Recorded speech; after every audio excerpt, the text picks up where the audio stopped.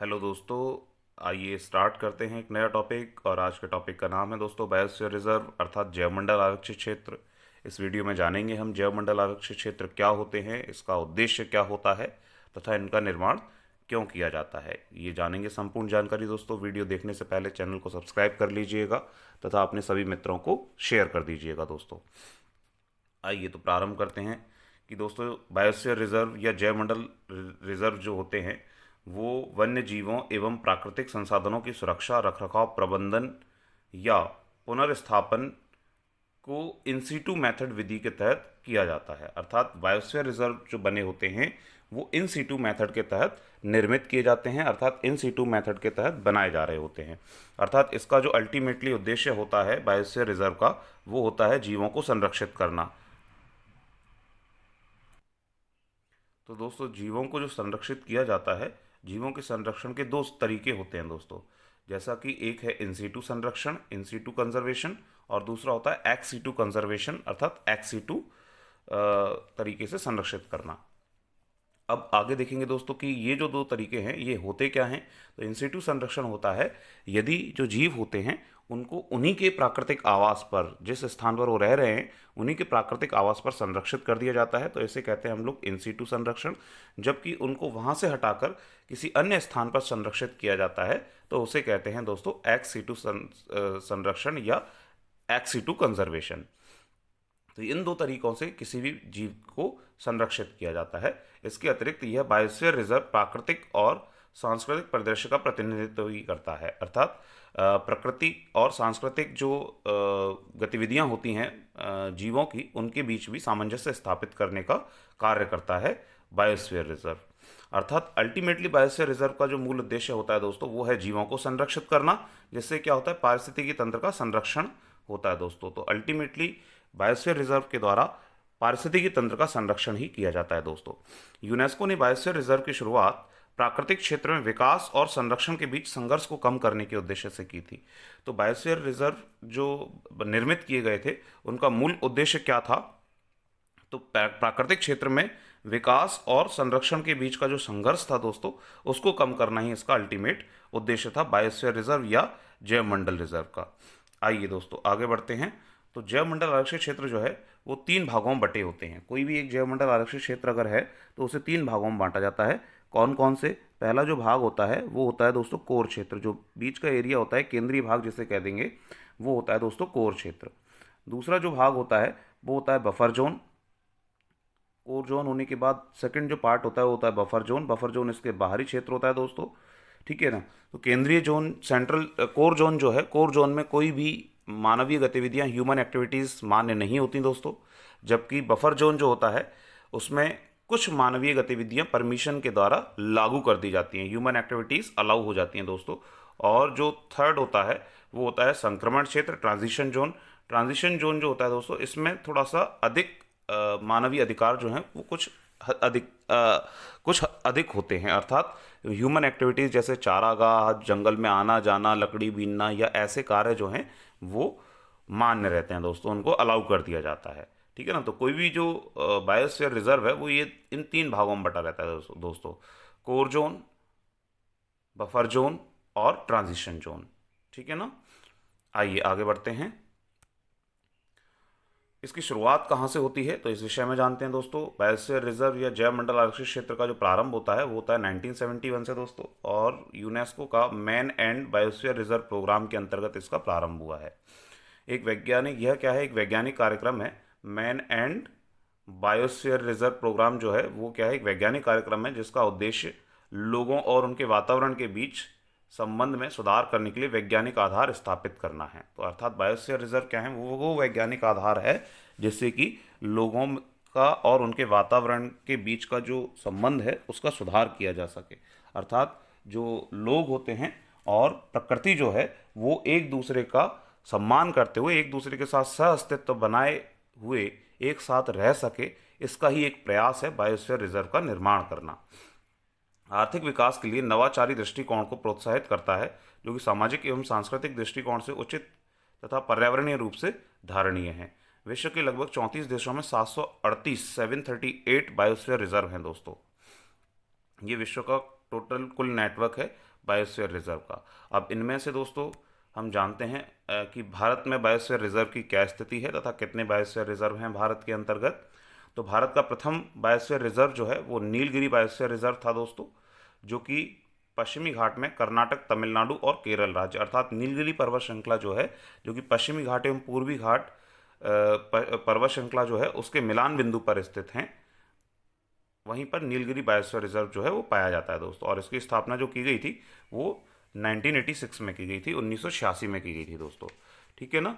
1986 के बाद से अगर वर्तमान स्थिति तक देखा जाए तो भारत में जो बायोस्फीयर रिजर्व की कुल संख्या है वो दोस्तों 18 हो चुकी है। वर्तमान में बायोस्फीयर रिजर्व की कुल संख्या 18 है दोस्तों। ठीक है ना। तो आइए, पहला बायोस्फीयर रिजर्व हमने देखा। इसके बाद हम देखेंगे कि भारत का सबसे बड़ा बायोस्फीयर रिजर्व कौन सा है। तो सबसे बड़ा बायोस्फीयर रिजर्व कच्छ का रण है दोस्तों। कच्छ का रण बायोस्फीयर रिजर्व है, जिसे वर्ष 2008 में जैव आरक्षित क्षेत्र घोषित किया गया था। 2008 में से जैव आरक्षित क्षेत्र निर्मित किया गया था, जैव आरक्षित क्षेत्र घोषित किया गया था। ठीक है दोस्तों। और ये कहाँ स्थित है, तो गुजरात राज्य में। आप जानते हैं कच्छ का रण गुजरात राज्य में है, और ये बहुत अधिक प्रसिद्ध है दोस्तों जंगली गधों के लिए। जंगली गधों के लिए, जैसा कि आप इसके मैप में स्थिति देख पा रहे हैं, ये जो स्थिति है दोस्तों ये है कच्छ के रण की। ठीक है ना। तो कच्छ का रण जो बायोस्फीयर रिजर्व है वो बहुत ज़्यादा प्रसिद्ध है, किसके लिए, गधों के लिए दोस्तों। ठीक है ना। और भारत में जंगली गधों का एकमात्र निवास गुजरात में है। एकमात्र जो राज्य है गुजरात, उसी में जंगली गधे जो है वो पाए जाते हैं दोस्तों। ठीक है ना। और कच्छ रण जैवारक्षित क्षेत्र को जो गुजरात में भी तो कहाँ पर पाए जाते हैं, कच्छ के रण का जो जैव आरक्षित क्षेत्र है वहाँ पर पाए जाते हैं दोस्तों जंगली गधे। ठीक है। आइए आगे बढ़ते हैं। आगे बता रहे हैं दोस्तों, भारत का सबसे छोटा जैव आरक्षित क्षेत्र असम राज्य में स्थित डिब्रू सैखोवा बायोस्फीयर रिजर्व है। ठीक है। पूर्वी हिमालय के अंतर्गत स्थित है दोस्तों डिब्रू सैखोवा बायोस्फीयर रिजर्व, जिसे 1997 में जैव आरक्षित क्षेत्र घोषित किया गया था दोस्तों। ठीक है ना। तो डिब्रू सैखोवा नेशनल पार्क जो है उसकी मैप में स्थिति ये है दोस्तों, असम राज्य के अंतर्गत ये डिब्रू सैखोवा जो बायोस्फीयर रिजर्व है वो दोस्तों ये मैप के अंतर्गत स्थिति है उसकी। तो किस में बिलोंग करता है, असम राज्य में बिलोंग करता है। ठीक है ना। और ये भारत का सबसे छोटा बायोस्फीयर रिजर्व है दोस्तों, असम में स्थित डिब्रू सैखोवा। और सबसे बड़ा कौन सा था, तो पहला तो नीलगिरी है। ठीक है। और सबसे बड़ा कच्छ का रण है, और तीसरा हम देख रहे हैं दोस्तों कि सबसे छोटा डिब्रू सैखोवा है। चलिए आगे बढ़ते हैं। ग्रेट निकोबार द्वीप बायोस्फीयर रिजर्व भारत के अंडमान और निकोबार द्वीप समूह केंद्र शासित प्रदेश में स्थित है, जिसे 1989 में जैव आरक्षित क्षेत्र घोषित किया गया था। ठीक है दोस्तों। तो ग्रेट निकोबार बायोस्फीयर रिजर्व जो है वो भारत के केंद्र शासित प्रदेश अंडमान निकोबार के अंतर्गत स्थित है, जिसे 1989 में जैव आरक्षित क्षेत्र घोषित किया गया। यह केंद्र शासित प्रदेश में स्थित एकमात्र जैव आरक्षित क्षेत्र है। इसका भी मैप में स्थिति दोस्तों यहाँ डिनोट की गई है, यहाँ पे दिखाई गई है आपको, जो कि आप देख पा रहे होंगे दोस्तों। आइए आगे बढ़ते हैं। तो दोस्तों मन्नार की खाड़ी बायोस्फीयर रिजर्व जो है वो भारत के दक्षिणी तट पर स्थित है, और तमिलनाडु राज्य के अंतर्गत मन्नार की खाड़ी के तट से लगा हुआ है दोस्तों ये, है ना। तो समुद्री तट से बिल्कुल लगा हुआ क्षेत्र है, जिसे मन्नार की खाड़ी बायोस्फीयर रिजर्व कह रहे हैं। और ये 1989 में बायोस्फीयर रिजर्व घोषित किया गया था, जो कि बायोस्फीयर रिजर्व तट पर स्थित रिजर्व है, जो कि जैव संरक्षण हेतु महत्वपूर्ण है। ठीक है। तो मन्नार की खाड़ी जो है वो एकमात्र तटीय बायोस्फीयर रिजर्व है भारत का। सुंदरवन की बात करते हैं। सुंदरवन बायोस्फीयर रिजर्व पश्चिम बंगाल में स्थित है और जैव आरक्षित क्षेत्र है, जो कि गंगा डेल्टा पर स्थित है दोस्तों। इसे वर्ष 1989 में जैव आरक्षित क्षेत्र घोषित किया गया था। सुंदरवन में मैंग्रोव वन पाए जाते हैं, जो कि प्राकृतिक संरक्षण हेतु आवश्यक है दोस्तों। साथ ही जैव आरक्षित क्षेत्र बंगाल टाइगर के लिए भी प्रसिद्ध है दोस्तों। कहाँ इसकी स्थिति है, तो ये आप देख पा रहे होंगे, ये इसकी स्थिति है बिल्कुल, जो सुंदरवन डेल्टा है उसी पर दोस्तों ये फैला हुआ है। और इस पर क्या है, सुंदरवन नामक वृक्ष पाए जाते हैं, इसी के कारण इसका नामकरण जो है वो सुंदरवन किया गया है दोस्तों, है ना। 1989 में इसे जैव आरक्षित क्षेत्र घोषित किया गया था। आइए आगे बढ़ते हैं। तो दोस्तों भारत में कुल 18 बायोस्फीयर रिजर्व हैं, 18 जैव आरक्षित क्षेत्र हैं, जो कि जिनका नाम निम्न प्रकार है। पूरी संपूर्ण जानकारी निम्न है दोस्तों। 1986 में नीलगिरी बायोस्फीयर रिजर्व स्थापित किया गया था, जो कि भारत का पहला बायोस्फीयर रिजर्व भी था, और ये तमिलनाडु, केरल, कर्नाटक राज्यों में पश्चिमी घाट क्षेत्र के अंतर्गत स्थित है दोस्तों। ठीक है। और 1988 में नंदा देवी उत्तराखंड में स्थित है दोस्तों, और पश्चिम बंगाल के पश्चिमी हिमालय क्षेत्र जो है उसके अंतर्गत स्थित है दोस्तों, है ना। नंदा देवी जो है वो उत्तराखंड राज्य के अंतर्गत पश्चिमी हिमालय में स्थित है। 1988 में नौकरेक मेघालय राज्य के अंतर्गत स्थित है, जो कि पूर्वी हिमालय पर स्थित है दोस्तों। 1989 में ग्रेट निकोबार निर्मित किया गया। ग्रेट निकोबार बायोस्फीयर रिजर्व जो है वो अंडमान निकोबार द्वीप समूह के अंतर्गत है, अंडमान निकोबार। ठीक है, तो एकमात्र ये जो अंडमान निकोबार क्षेत्र है वो केंद्र शासित क्षेत्र है। तो ग्रेट निकोबार बायोस्फीयर रिजर्व जो है दोस्तों वो एकमात्र केंद्र शासित क्षेत्र पर स्थित एकमात्र बायोस्फीयर रिजर्व है दोस्तों भारत में। आइए, 1989 में मानस स्थापित किया गया था दोस्तों। मानस कहाँ पर? असम में है, पूर्वी हिमालय के अंतर्गत स्थित है दोस्तों मानस बायोस्फीयर रिजर्व। 1989 में मन्नार की खाड़ी है दोस्तों। मन्नार की खाड़ी बायोस्फीयर रिजर्व जो है वो तमिलनाडु के तटीय क्षेत्रों पर स्थित है। 1989 में सुंदरवन बायोस्फीयर रिजर्व जो पश्चिम बंगाल में स्थित है, गंगा नदी के डेल्टा क्षेत्र में स्थित है, सुंदरवन डेल्टा पर स्थित है। 1994 में सिमलीपाल स्थित है दोस्तों, जो कि उड़ीसा के अंतर्गत दक्कन प्रायद्वीप के अंतर्गत स्थित है। 1997 में डिब्रू सैखोवा को बनाया गया, जो कि असम में पूर्वी हिमालय क्षेत्र के अंतर्गत स्थित है दोस्तों। तो इसी के साथ 9 बायोस्फीयर रिजर्व जो हैं वो हमारे पूरे होते हैं दोस्तों। इन्हें आपको कंठस्थ याद कर लेना है एग्जाम के पॉइंट ऑफ व्यू से दोस्तों, मोस्ट इंपॉर्टेंट सेक्शन है ये। आइए आगे देख सकते हैं। 1998 में दिहांग दिबांग क्षेत्र जो है उसे बायोस्फीयर रिजर्व घोषित किया गया। अरुणाचल प्रदेश के अंतर्गत स्थित है दोस्तों और पूर्वी हिमालय क्षेत्र के अंतर्गत है। 1999 में पचमढ़ी बायोस्फीयर रिजर्व घोषित किया गया दोस्तों, जो कि मध्य प्रदेश में है और अर्धशुष्क एरिया है, मध्य प्रदेश के अंतर्गत स्थित है दोस्तों। 2000 में कंचनजंगा को घोषित किया गया, जो सिक्किम के अंतर्गत है। कंचनजंगा बायोस्फीयर रिजर्व सिक्किम के अंतर्गत है, पूर्वी हिमालय क्षेत्र में आता है दोस्तों। 2001 में अगस्त्यमलाई बायोस्फीयर रिजर्व है, जो कि केरल तमिलनाडु के अंतर्गत है, पश्चिमी घाट पर स्थित है।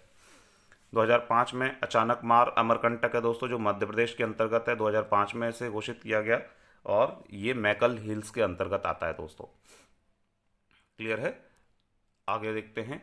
2008 में कच्छ का रण है दोस्तों। कच्छ का रण जैव आरक्षित क्षेत्र है, जो गुजरात के अंतर्गत स्थित है और हमने जैसा कि देखा था ये जंगली गधों के लिए प्रसिद्ध है दोस्तों। 2009 में कोल्ड डेजर्ट है। कोल्ड डेजर्ट हिमाचल प्रदेश के अंतर्गत है, जो कि पश्चिमी हिमालय में स्थित है दोस्तों। 2010 में शेषचलम है, जो कि शेषचलम हिल्स हैं, जो कि आंध्र प्रदेश में पूर्वी घाट के अंतर्गत स्थित है दोस्तों। ठीक है ना। 2011 में पन्ना राष्ट्रीय उद्यान है, जो कि मध्य प्रदेश के अंतर्गत स्थित है दोस्तों। तो ये हमारे 18 जैव आरक्षित क्षेत्र हैं। ये 18 जैव आरक्षित क्षेत्र जो हैं दोस्तों, इनमें से 11 जैव आरक्षित क्षेत्र जो हैं वो अंतर्राष्ट्रीय स्तर की जो सूची है उसके अंतर्गत स्थित हैं दोस्तों। ठीक है ना। तो 18 भारत में कुल बायोस्फीयर रिजर्व 18 हैं।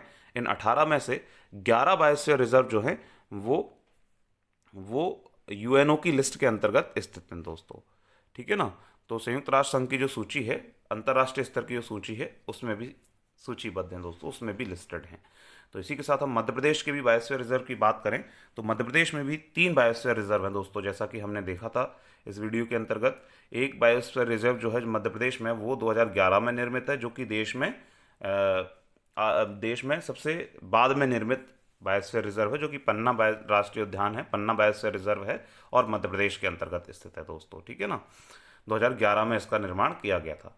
अन्य 2 जो जैव आरक्षित क्षेत्र हैं दोस्तों वो है अचानक मार अमरकंटक, ये भी मध्य प्रदेश के अंतर्गत है, और इसके अलावा पचमढ़ी बायोस्फीयर रिजर्व जो है 1999 में निर्मित किया गया, ये भी मध्य प्रदेश के अंतर्गत स्थित है दोस्तों।